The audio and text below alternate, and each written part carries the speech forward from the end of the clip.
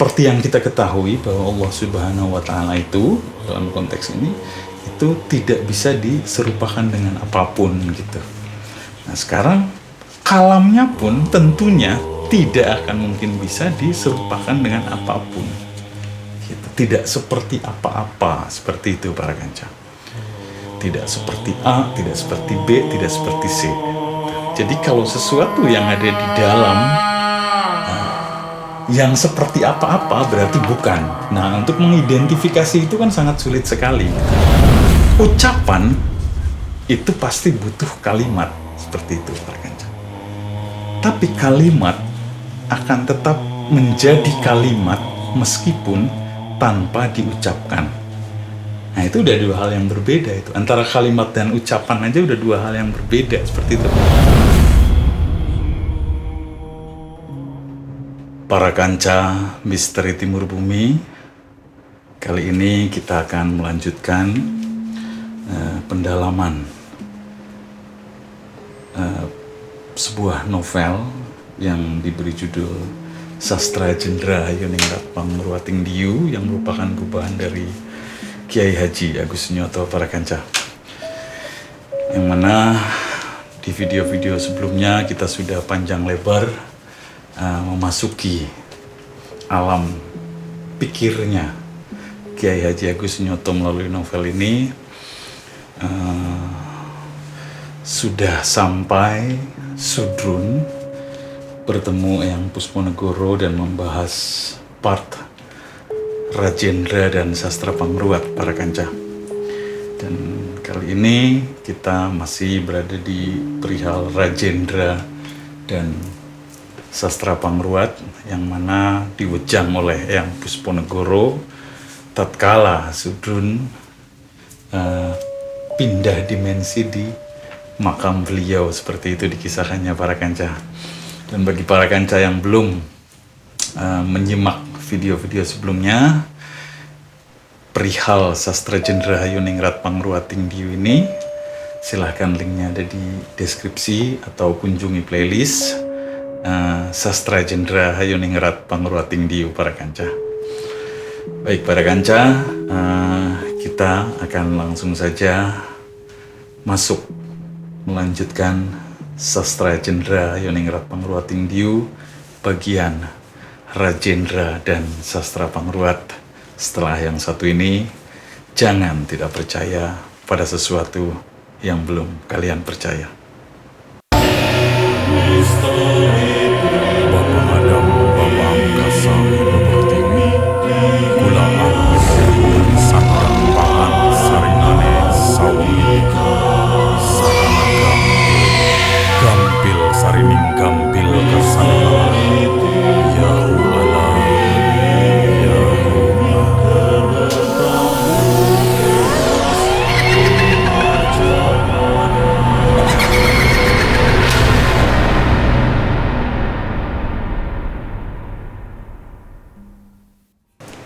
Sudrun sudah sedikit demi sedikit mendapat pencerahan dari Eyang Pusponegoro yang merupakan leluhurnya, dikisahkannya seperti itu para kanca. Yaitu sudah di perihal Rajendra dan Sastra Pangruat, yang mana Sastra Pangruat itu adalah Al-Quran dalam konteksnya novel Kiai Haji Agus Sunyoto ini para kanca. Nah, kita akan lanjutkan perihal kalami nafs dan kalami lafaz, kalami lafzi para kanca. Nah, Sudrun saat itu mempertanyakan kembali gitu, ketika sudah mendapat udaran perihal kalami lafzi dan kalami nafsi itu para kanca. Lalu mengapa Al-Quran dalam makna kalami lafzi harus menjadi pedoman kalau di dalam diri manusia itu ada Al-Quran dalam makna kalami nafs? Kata Sudrun bertanya gitu. Jadi Eyang Pusponegoro, kenapa? Terus ngapain lagi kita harus butuh kalami lafzi itu? Yang apa? Kalam yang Al-Quran itu gitu para kanca. Kalau kenapa itu harus jadi pedoman, kan di dalam sudah ada gitu. Di sebelumnya juga sama pertanyaan beliau, kenapa harus ada ini gitu. Dan sekarang lebih dalam lagi, kenapa harus jadi pedoman kalami lafzi ini gitu. Sementara di dalam diri manusia itu ada kalam, makna kalami nafsi para kanca. Situ pertanyaan Zudrun gitu. Ya ngapain lagi kalau memang di dalam ada gitu. Kita tinggal cari tahu seperti apa bunyinya, seperti itu. Menurut perspektifnya Zudrun seperti itu para kanca. Tapi di sini yang Pusponegoro menjelaskan, yang mana teks aslinya seperti ini para kanca. Di dalam novel tersebut, ketahuilah bocah bahwa kebenaran Al-Quran dalam makna kalamin nafsi selalu terbalut oleh tudung-tudung nafsu yang lahir dari keakuan kerdil anasir materi. Oleh sebab itu, Al-Quran dalam makna kalami lafzi terlahir lewat lisan seorang manusia yang maksum, yang terjaga dan terpelihara dari perbuatan dosa, yang bernama Muhammad Sallallahu Alaihi Wasallam, yakni nurnya sendiri. Seperti itu para kanca. Ketahuilah bahwa sejak Nabi Muhammad Sallallahu Alaihi Wasallam menerima wahyu yang pertama, di mana disebutkan bahwa Allah mengajarkan kepada manusia dengan kalam, maka sejak itulah secara berangsur-angsur Al-Quran dalam makna kalamin nafs di dalam diri Nabi Muhammad SAW tersingkap, sehingga tanpa perantaraan Ruhul Kudus dalam makna Jibril, kalami lafzi keduanya menjadi satu kesatuan yang utuh dan sempurna.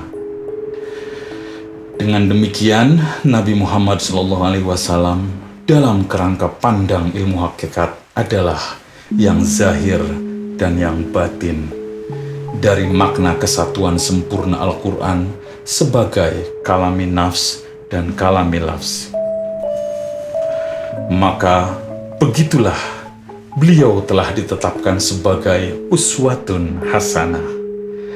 Kalau Al-Quran adalah pedoman bagi segala sumber hidup pribadi maupun sumber hidup masyarakat, maka Nabi Muhammad SAW adalah pedoman bagi pola perilaku hidup pribadi maupun pola perilaku hidup masyarakat. Seperti itu penjelasan dari Eyang Pusponegoro, seperti itu para kanca. Dan itu pun sebagai penutup dari bedaran Eyang Pusponegoro dalam kisah ini, itu para kanca. Jadi Sudrun di pertama kali itu sudah diwedar perihal Diyu, kemudian diwedar perihal Rajendra gitu. Jadi Diyu itu, jadi sastra Jendra Hayoningrat Pangruating Diyu itu adalah terbagi menjadi triloka gitu para kanca. Yang mana loka pertama adalah loka Diyu. Kemudian loka yang kedua adalah Rajendra Hayoningrat dan itu sastra Pangruat, seperti itu para kanca. Jadi di penghujungnya itu membahas perihal sastra Pangruat Diyu untuk menuju Rajendra Hayoningrat yang merupakan Khalifatul Ardi, seperti itu para kanca. Jadi Rajendra Hayoningrat itu adalah raja gitu, raja di Marcapada ini gitu, di bumi gitu. Nah, sementara sifat dasarnya manusia adalah ya sifat dasar hewani, seperti itu para kanca, sifat dasar hewani. Dan di sebelumnya dijelaskan bahwasanya itu dikategorikan sebagai hewan ternak, seperti itu para kanca, atau bahkan di bawahnya lagi gitu, yang merupakan hewan lebih rendah dari hewan ternak gitu. Jadi kalau hewan ternak itu biasanya an'am, itu disebutkan sebagai an'am. kemudian di bawahnya itu adalah dabah yang merupakan hewan reptil seperti itu. Nah di ranah diyu ini gitu, di loka diyu ini itu dijelaskan oleh Yang Pusponegoro bahwasanya di loka diyu ini tingkah laku manusia itu berada di ranah an'am dan dabah itu, seperti itu para kanca.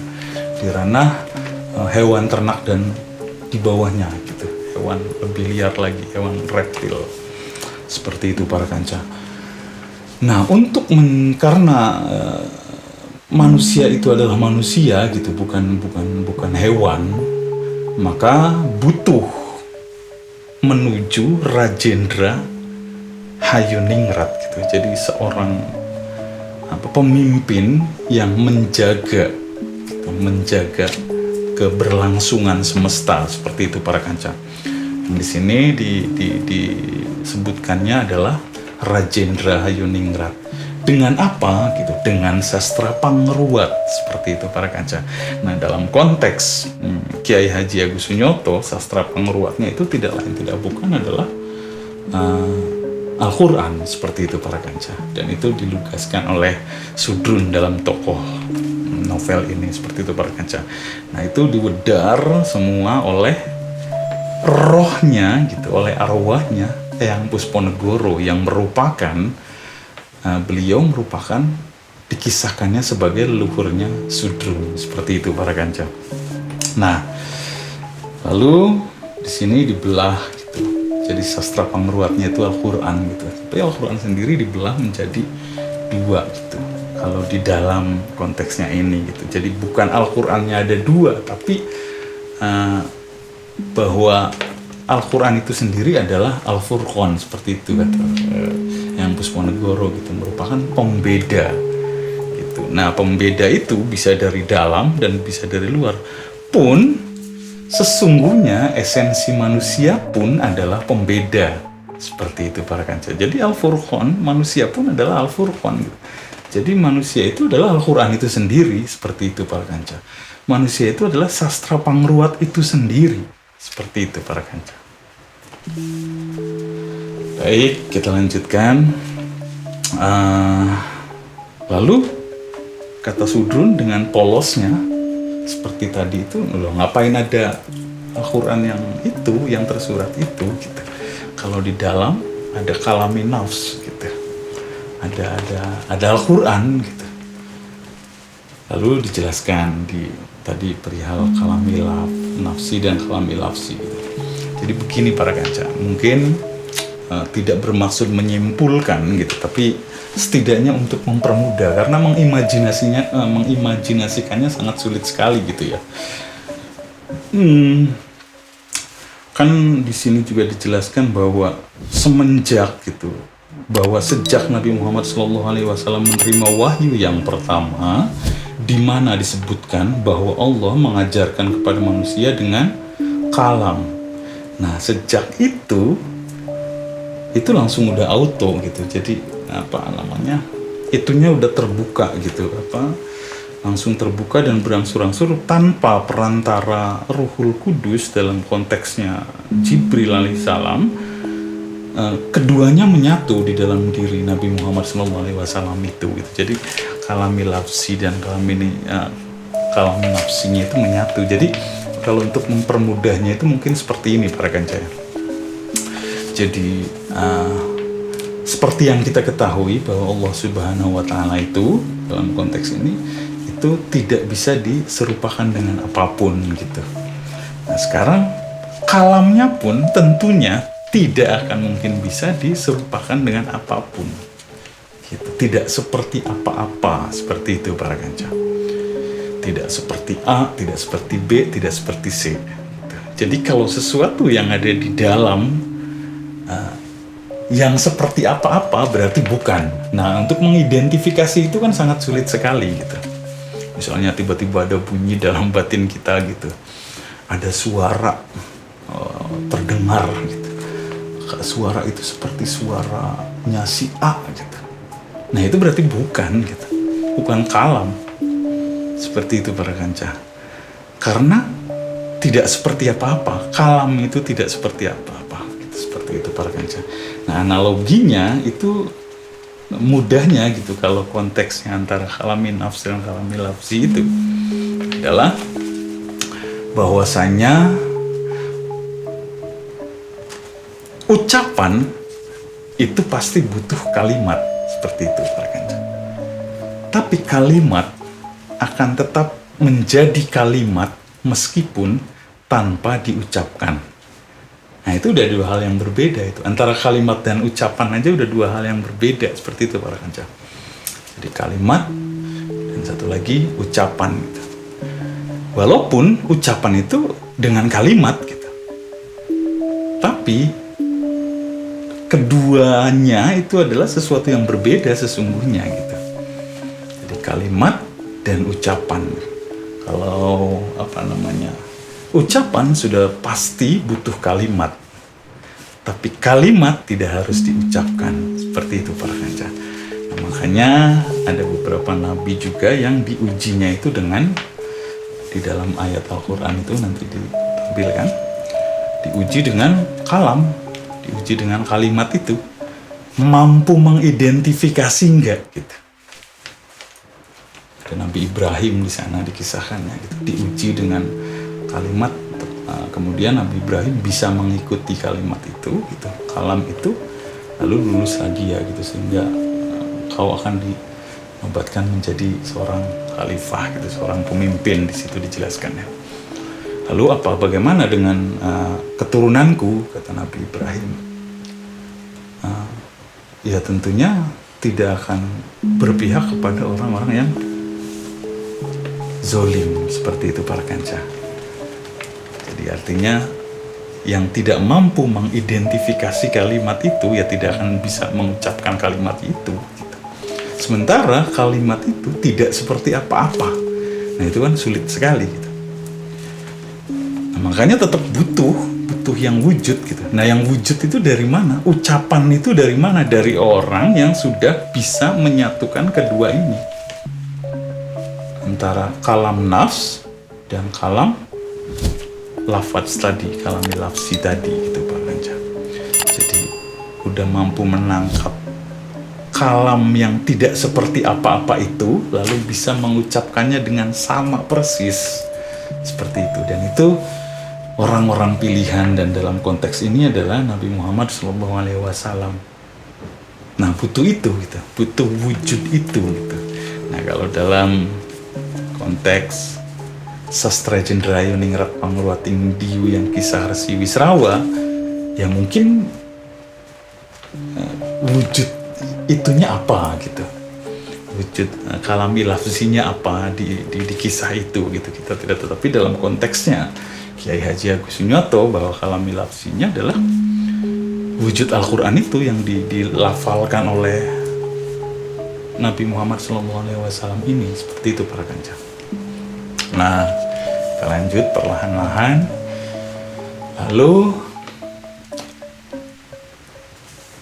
buat apa, kata Sudrun gitu, buat apa yang ini jadi pedoman? Kan ada di sini. Ya itu tadi jawabannya, bahwa banyak sekali selubung-selubungnya gitu. Banyak sekali tudung-tudung nafsu yang lahir dari keakuan yang kerdil anasir materi. Jadi maksudnya itu akunya kita tuh sudah banyak terjebak sama alam material, seperti itu para kanca. Sementara kalau sudah seperti A, seperti B, seperti yang tadi kita bahas gitu ya, maka bukan, karena tidak seperti apa-apa, seperti itu para kanca. Kalau seperti apa-apa ya berarti bukan gitu. Atau nongolnya ada awalnya gitu, seperti itu para kanca. Jadi tadinya nggak ada lalu ada gitu. Nah, itu bukan juga gitu. Ya artinya yang dari kalami nafs ini penuh dengan tudung-tudung, seperti itu kata yang Pusponegoro gitu. Nah, maka butuh ini sebagai sebagai alat konfirmasi, mungkin ya lebih ininya gitu, lebih relevannya itu adalah sebagai alat konfirmasi. Ada sesuatu yang menggelitik apa ya, gelisah apa ya ini ya.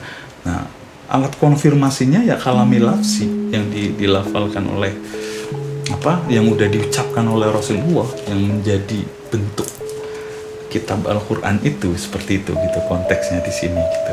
Nah tapi artinya, dan saya yakin para kanca pun tidak banyak yang dari non muslim gitu ya, tapi tentunya akan ada kalam lafzi yang lain gitu yang kita tidak tahu, seperti itu, dan itu akan bunyi di dalam nafs masing-masing, seperti itu para kanca. Jadi dalam konteks Resi Wisrawa pun sama gitu. Nanti kalam lafzinya apa gitu. Makanya banyak sekali sering mendengar gitu ya, sering mendengar bahwasanya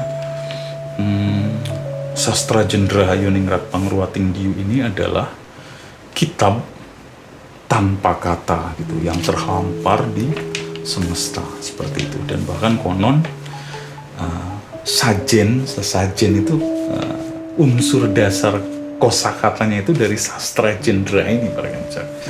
Sastra Jendra Hayoningrat lalu kemudian jadi sajen. Nah itu simbol-simbol itu gitu ya, yang mesti dibaca semesta, seperti membaca semesta gitu. Seperti itu para kanca. Jadi artinya ini tidak mengkotakan bahwasanya ya udah Al-Quran berarti yang bukan muslim nggak bisa berhak menikmati ininya, enggak juga gitu. Silahkan, mangga kita semerdeka mungkin sama-sama gitu, bahwa ada kalam nafs, ada kalam lafz di sana gitu. Seperti itu. Yang pasti adalah orang pilihan yang mampu menguasai ini, sebagaimana konteks kisah ini, bahwa ini adalah ilmu paling ujung gitu, ilmu paling pungkas dikisahkannya di dalam pewayangan itu. Ya karena itu tidak semua orang bisa membuka selubung-selubung dalam dirinya sehingga kalamnya jernih. Makanya para nabi diujinya melalui kalam. Jadi tidak seperti apa-apa, tapi kita mampu mengidentifikasi dan melafazkan sama persis kita.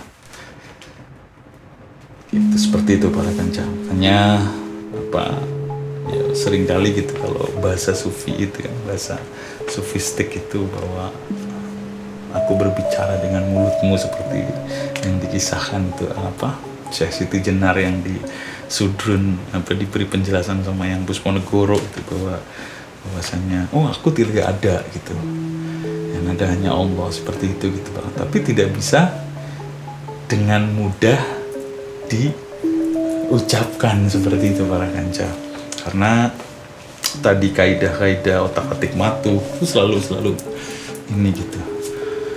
Kalau zaman sekarangnya itu istilahnya cocokologi gitu para kanca, itu terlepas dari itu semua gitu.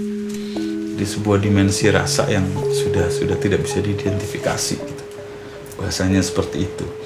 Nah, untuk mempermudahnya tadi gitu, bahwasanya untuk mempermudahnya ya, tapi barangkali ada para kanca yang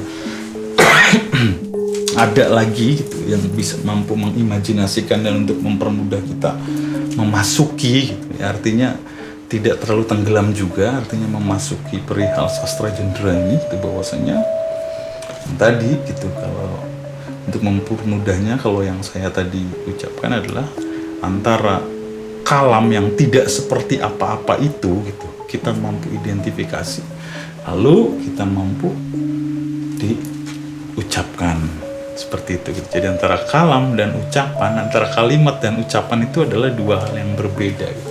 Yang mana ucapan butuh kalam, akan tetapi kalimat gitu, akan tetapi kalimat akan tetap menjadi kalimat, akan tetap bunyi di sana gitu, walaupun tidak diucapkan, seperti itu para kanca. Untuk mempermudahnya gitu, misalnya kita berkata-kata di dalam hati itu kan kalimatnya ada berbunyi di sana gitu, tapi tidak semua kalimat kita ucapkan, seperti itu para kanca. Nah, kalam ini tidak seperti apa-apa, yang mengidentifikasinya itu sangat sulit gitu. Nah, ketika ada satu momen mampu diidentifikasi, lalu kemudian diucapkan, makanya di Al-Quran banyak kisah-kisah Nabi yang diuji dengan kalam, atau kisah-kisah yang Nabi Musa bertemu langsung lalu mendengar langsung gitu di dalam ayat-ayat Al-Quran banyak sekali gitu yang bahwa di sini adalah lembah suci tua itu, maka tanggalkanlah terompah dan mendekatlah ke arahku, seperti itu. Itu kan kalam-kalam yang mampu diidentifikasi oleh Nabi Musa alaihissalam, walaupun di situ ada makna hakikat yang lebih dalam tentunya para kanca, dan itu butuh kehati-hatian dan ketelitian tanpa dengan menggunakan metode otak-atik matuk kalau dalam novel ini, atau dengan selubung-selubung nafsu gitu, karena kita pengen berusaha menguasai, atau oh jangan-jangan ini nih, wah itu udah menyeramkan. Mending mengambil jarak lagi, seperti itu para kanca. Lalu kemudian maju lagi, mengambil jarak lagi, karena ketika kita tenggelam pun nanti kita akan ada selubung-selubung yang sangat banyak. Kalau di kisah Sudrun ini kan melewati 7 samudra, 7 lautan, 7 gunung, dan seterusnya gitu, karena memang sangat ini sekali gitu. Dan pasti tadi gitu, kalimat akan tetap menjadi kalimat meskipun tidak diucapkan, tetapi ucapan akan selalu membutuhkan kalimat, seperti itu para kanca, untuk mempermudahnya gitu, untuk mempermudah anggaplah apa ya, suluknya menuju ke sana lah gitu, untuk menuju ke sananya itu untuk mempermudahnya, analoginya seperti itu gitu. Kemudian silakan masuk, tapi yang sangat-sangat harus diperhatikan adalah bahwa kalam itu ya tidak seperti apa-apa sebagaimana zatnya, tapi ketika mampu mengidentifikasi, ya di situ banyak hal, banyak perihal gitu. Gitu yang tadi nanti ayatnya yang bagaimana Nabi Ibrahim pun diuji dengan kalam seperti itu dan mampu melewatinya gitu. Dan maka disitulah menjadi khalifah gitu, menjadi pemimpin, menjadi dalam konteks ini menjadi Rajendra yang hayuningrat gitu, memaju hayuning bawono, seperti itu para kanca. Saya bacakan lagi yang kalimat terakhirnya yang Pusponegoro ketika menjawab pertanyaan Sudrun, mengapa Al-Quran dalam makna kalami lafzi harus menjadi pedoman kalau di dalam diri manusia itu ada Al-Quran dalam makna kalami nafs, seperti itu. Jawabannya adalah, ketahuilah bocah bahwa kebenaran Al-Quran dalam makna kalami nafs selalu terbalut oleh tudung-tudung nafsu yang lahir dari keakuan kerdil anasir materi. Jadi rasa aku yang terbentuk oleh keadaan dalam hal ini konteksnya materi gitu. Kita lahir, udah ada perbandingan gitu, ini seperti anu, ini seperti anu, ini seperti anu. Itu tuh udah banyak kejebak di sana gitu para kanca. Jadi rasa aku kita tuh udah terkelabui sama unsur material gitu. Unsur benda, unsur barang, unsur-unsur itu semua gitu. Jadi harus ada sepertinya gitu. Otak kita itu rasa aku kita yang kerdil itu gitu. Saya khususnya gitu. Itu pasti harus ada sepertinya gitu. Dan kalau misalnya kita mengucapkan kata kotak gitu. Kata kotak, kita udah langsung ada visualnya kotak. Seperti itu gitu. Jadi dan kotaknya pun udah ada sepertinya gitu. Seperti kotak yang sudah pernah dilihat tentunya, seperti itu. Nah itu tuh menjadi tudung-tudung gitu, menjadi penghalang-penghalang gitu. Karena keakuan yang kerdil tadi gitu, keakuan yang kerdil yang konteksnya selalu material, yang harus seperti A, seperti B, seperti C gitu. Lanjut. Oleh sebab itu, Al-Quran dalam makna kalami lafzi terlahir lewat lisan seorang manusia yang ma'syun, yang terjaga dan terpelihara dari perbuatan dosa, yang bernama Muhammad SAW dalam konteksnya. Yang Pusponegoro dalam konteksnya Kiai Haji Agus Sunyoto, yakni nurnya sendiri, nur ilahi maksudnya gitu. Ketahuilah bahwa sejak Nabi Muhammad SAW menerima wahyu yang pertama, di mana disebutkan bahwa Allah mengajarkan kepada manusia dengan kalam, maka sejak itulah secara berangsur-angsur Al-Quran dalam makna kalamin nafsi di dalam diri Nabi Muhammad SAW tersingkap. Jadi sudah mampu diidentifikasi gitu. Yang tadi tidak seperti apa-apa tapi membuat gelisah, itu udah langsung tersingkap yang tadi gitu. Jadi kalamin nafsinya itu langsung tersingkap, sehingga tanpa perantara Ruhul Kudus dalam makna Jibril, jadi meskipun tidak ada perantara Jibril gitu, Ruhul Kudus, Jibril, kalamil lafzi keduanya sudah menjadi satu kesatuan yang utuh dan sempurna yang tadi gitu. Antara kalimat dan ucapan itu udah sama gitu. Kalau tadi lagi-lagi kita butuh seperti gitu, karena kita sudah terjebak gitu di dalam materi, udah terkondisi gitu. Jadi kita selalu butuh seperti untuk menuju kesejatiannya gitu. Untuk menuju esens itu selalu butuh seperti itu para kanjeng. Sehingga yang tidak ada sepertinya kita tidak mampu identifikasi seperti itu para kanjeng. Nah, makanya butuh seperti. Nah, sepertinya itu selalu terus dapat baru lagi, mendekati lagi seperti itu. Nah, itu sudah menjadi satu kesatuan gitu antara kalimat dan ucapan. Kalam yang tadi tidak terjawantahkan, tidak seperti apa-apa itu mampu diidentifikasi, lalu kemudian menyatulah dengan kalami lafzi yang sifatnya udah zat gitu, yang menjadi satu kesatuan yang utuh dan sempurna. Dengan demikian Nabi Muhammad SAW dalam kerangka pandang ilmu hakikat adalah yang zahir dan yang batin dari makna kesatuan sempurna Al-Quran sebagai kalamin nafsi dan kalamil lafzi. Maka begitulah beliau telah ditetapkan sebagai uswatun hasanah. Kalau Al-Quran adalah pedoman bagi segala sumber hidup pribadi maupun sumber hidup masyarakat, maka Nabi Muhammad SAW adalah pedoman bagi pola perilaku hidup pribadi maupun pola perilaku hidup bermasyarakat. Seperti itu para kanca penjelasan dari Eyang Pusponegoro, dan itu merupakan penutup. Lalu kemudian dia terbangun gitu, sudrun ini terbangun para kanca. Mudah-mudahan kita dapat sedikit ya kita ikuti perlahan-lahan para kanca. Kita lagi-lagi kita meminjam bahunya Kiai Haji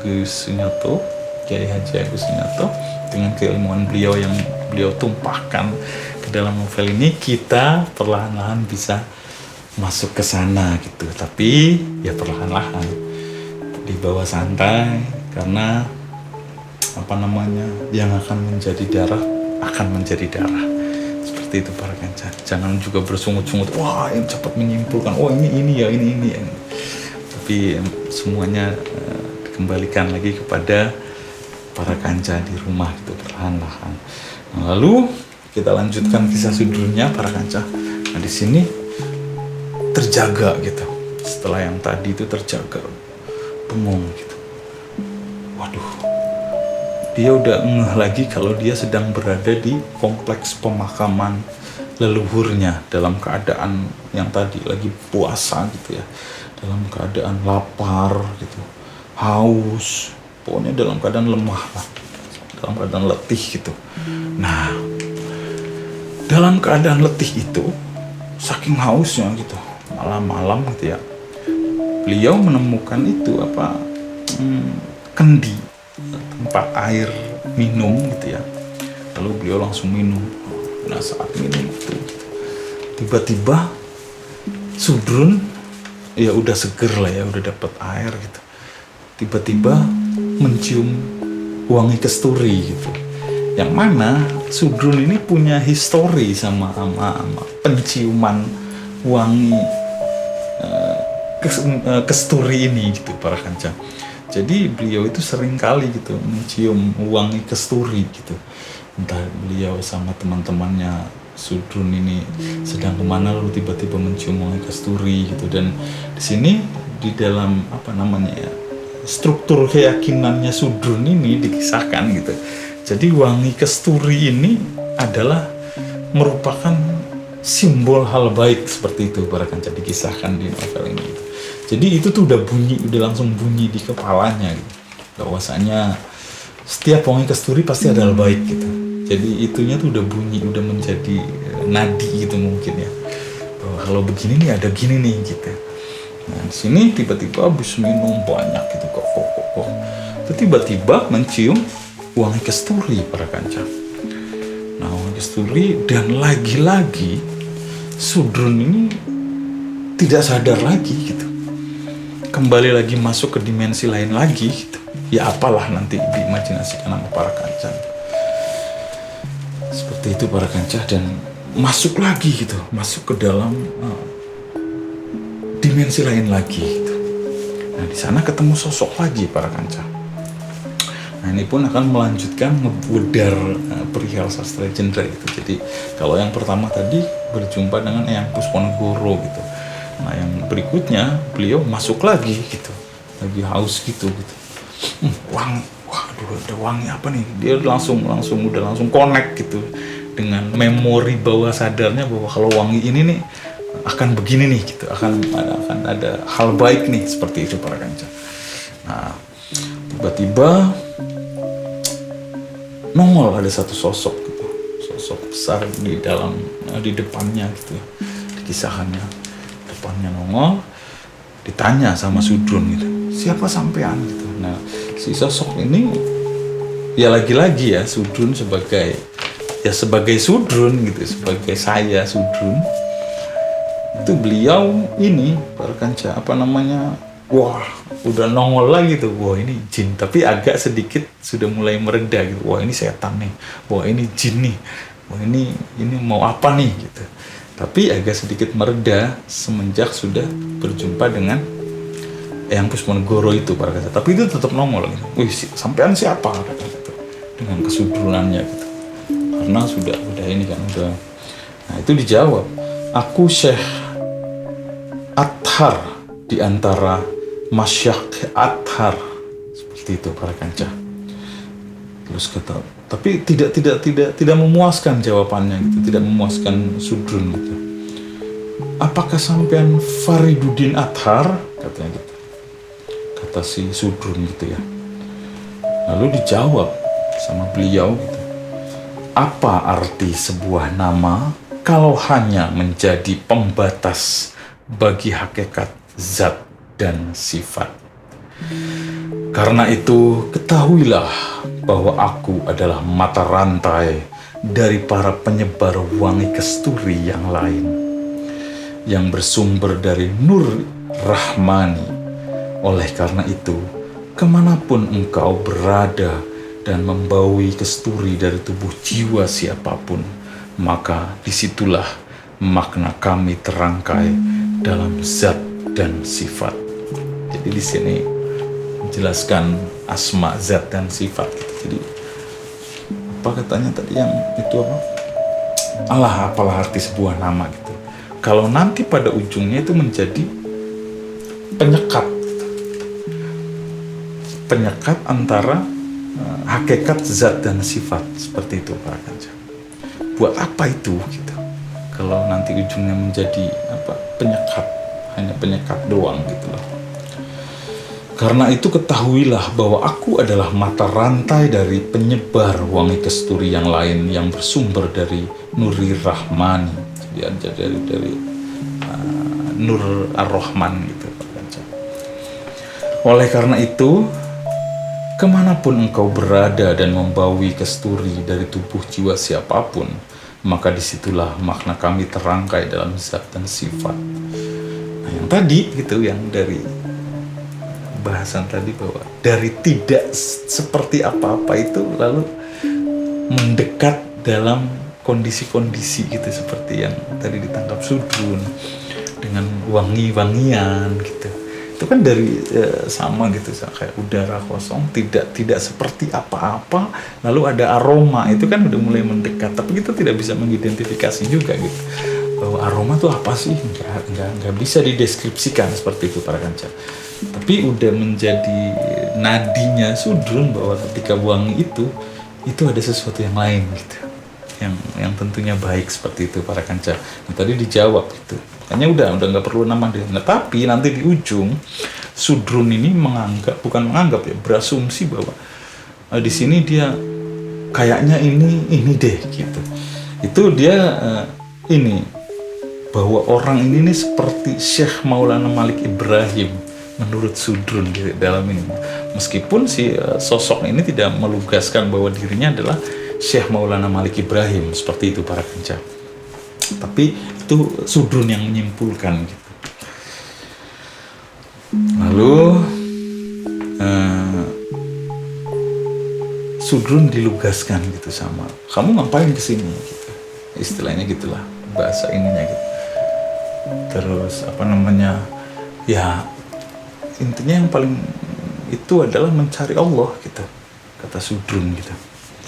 Kata Sudrun mencari Allah, mencari jalan Allah lah gitulah, menyederhanakannya seperti itu gitu. Lalu kata Syekh Maulana Malik Ibrahim, kamu mencari Allah, terus apakah kamu mencintai Allah, katanya gitu, kata Syekh Maulana Malik Ibrahim. Nah, Sudrun terhentak baru menyadari gitu, oh iya ya, selama ini nyari Allah gitu. Padahal itu mencari sesuatu yang dia inginkan doang gitu, yang dia inginkan semata gitu, bahwa mencari yang akan menyelamatkan dirinya, mencari sesuatu yang nantinya akan memasukkan dia dalam surga dan seterusnya gitu. Baru ngeh gitu setelah ditanya gitu, oh iya ya, itu berarti bukan mencari Allah gitu, kata Sudrun gitu. Lalu dijawab dengan sejujur-jujurnya sama Sudrun, ya saya baru ngeh gitu bahwa saya mencari Allah gitu, tapi sejujurnya kayaknya belum bisa dibilang mencintai deh gitu, kata Sudrun. Dengan jujur beliau jawab gitu ketika ditanya, kamu mencintai Allah enggak, kata Syekh Maulana Malik Ibrahim. Lalu Sudrun menjawab bahwa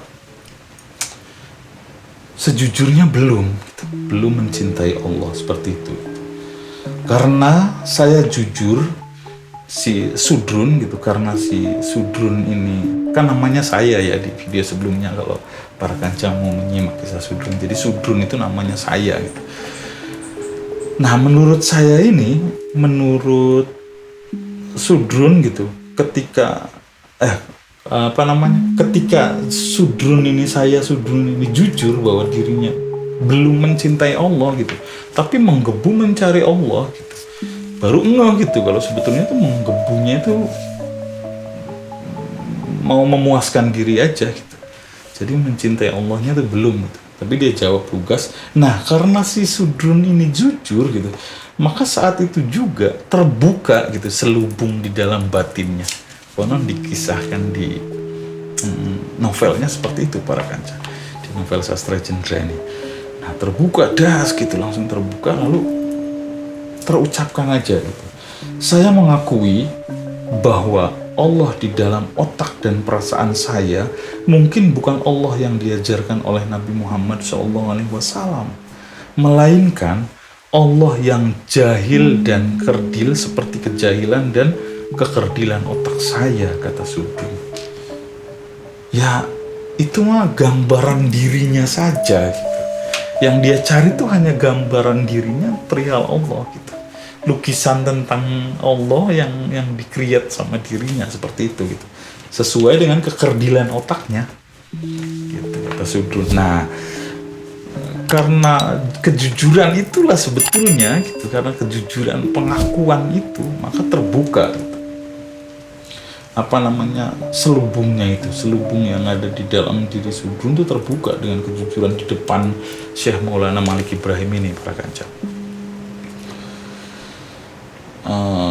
Gerbang mahjubin di dalam nafsmu telah terbuka, kata Syekh Maulana karena kamu berkata jujur, kamu tidak sadar bahwa gerbang mahjubin di dalam nafsmu itu telah terbuka, langsung membuka gitu. Seperti itu para kanca.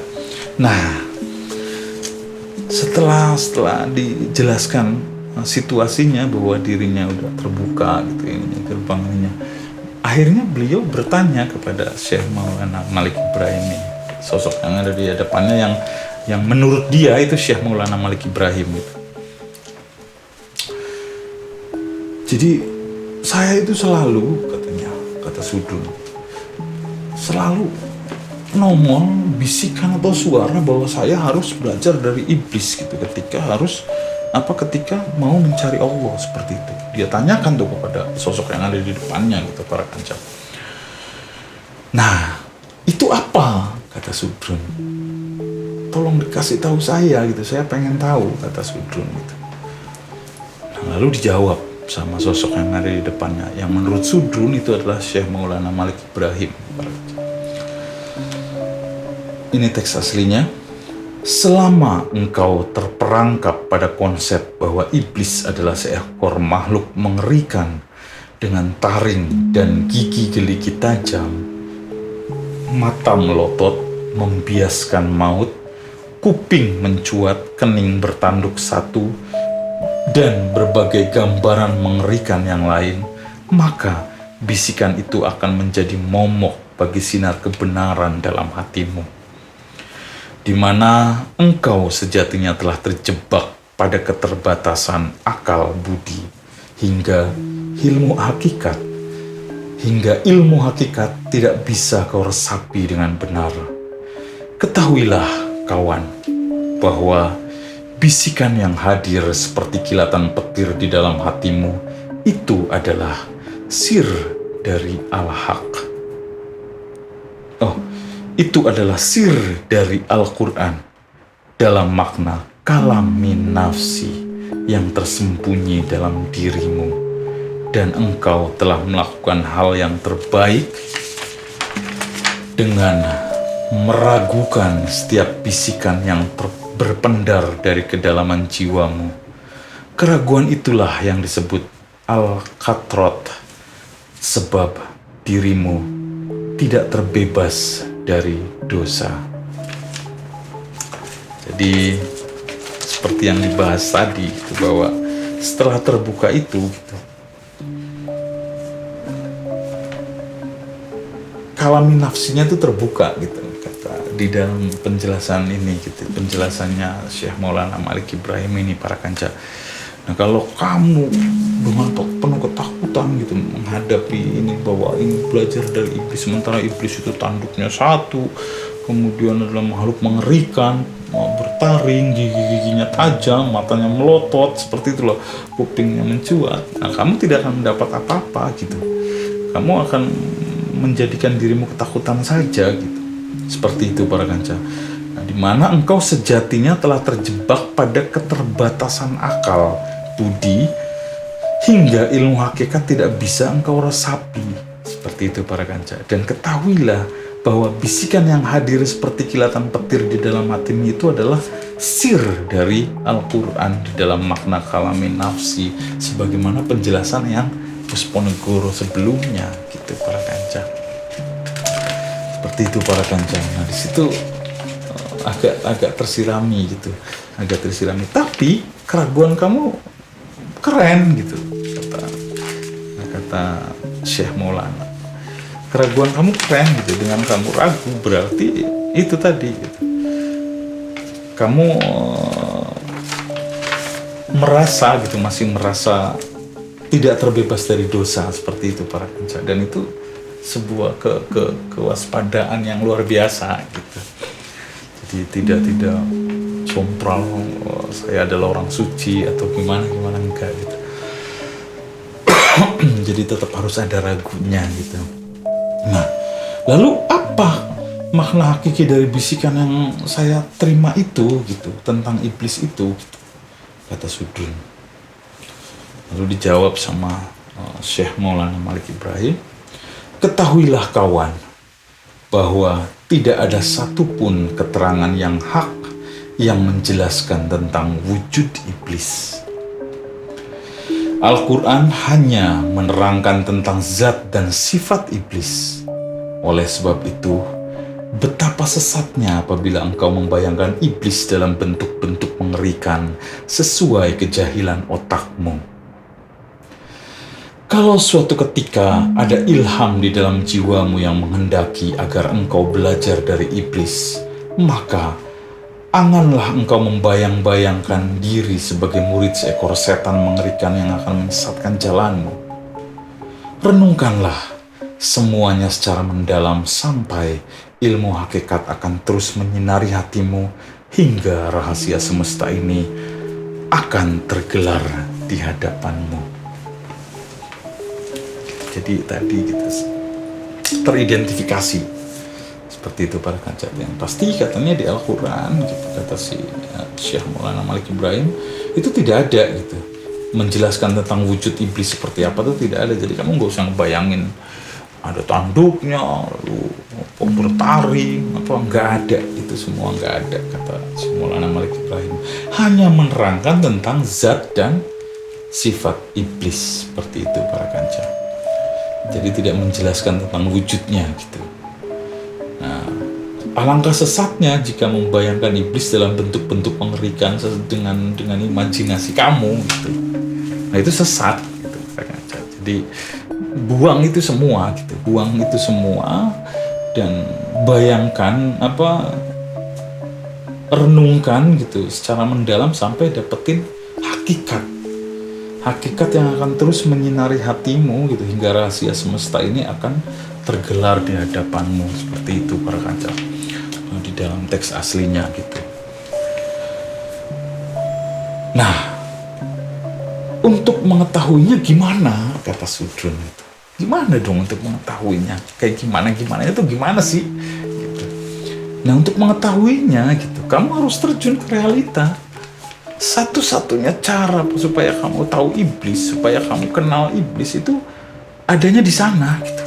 Di dalam realita yang akan kamu hadapi, kata sosok yang ada di hadapan Sudrun yang diasumsikan sebagai Syekh Maulana Malik Ibrahim gitu. Lalu bahwasannya jalan menuju ilahi itu bermacam-macam, kata Syekh Maulana itu. Nah semuanya tuh di sana di dalam realita yang nanti akan kamu jalani itu gitu. Jadi di sana itu banyak hakikat gitu, banyak hakikat. Kamu akan kenal iblis itu di sana gitu. Dan di sana pun kamu akan menemukan jalan menuju ilahi, dan itu banyak sekali gitu. Bermacam-macam ragamnya, seperti itu para kancah di obrolan Syekh Maulana Malik Ibrahim dan Sudrun itu gitu. Nah, bisa juga lalu kemudian di sini konteksnya bahwa iblis itu merupakan gairah birahi. Nah, di dalam novel ini didetailkan gitu bagaimana syahwat itu begitu erotisnya gitu, begitu eksotisnya syahwat itu gitu para kancah. Dan sebagaimana konteks perihal Resi Wisrawa dan Dewi Sukesi yang terjebak saat mewedar Syekh Sastra Jenderal Ayuningrat Pangruating Diu ini gitu, karena perihal gairah birahi seperti itu para kancah. Dan ini dijelaskan detail gitu bagaimana eksotisnya birahi seperti itu para kancah, karena konteksnya memang Sastra Jenderal di kisah aslinya gitu. Nah, lalu Sudrun bertanya, bagaimanakah sampean dulu mengenal Allah? Kata Sudrun, beritahu saya agar saya bisa menjadikannya sebagai pelajaran berharga dalam perjalanan menuju Allah, seperti itu.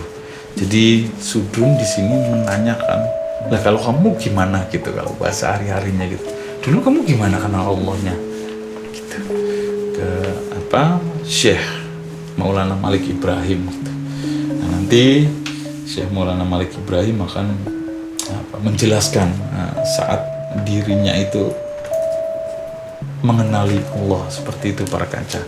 Tapi karena videonya sangat panjang sekali, udah sangat panjang, jadi kita akan membahas jawaban proses Syekh Maulana Malik Ibrahim mengenal Allahnya itu di video-video yang akan datang para kanca.